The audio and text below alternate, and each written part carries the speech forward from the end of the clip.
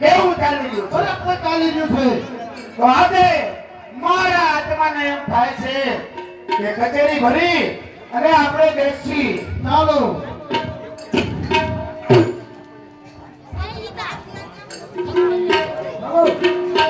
હા હા હા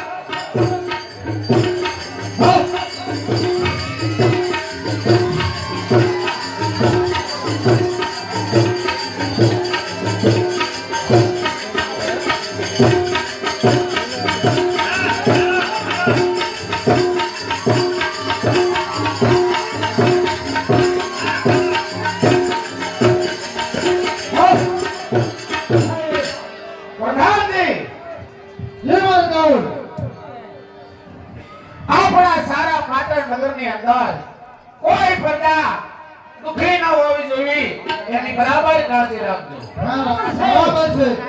કારણ કે મારા રાજ્યની અંદર જો કોઈ પ્રજા દુખી હોય તો મારા જીવને શાંતિ ન થાય. બરાબર છે. માટે આજે આપણે કચેરી બરખાસ્ત કરવી. ચાલો.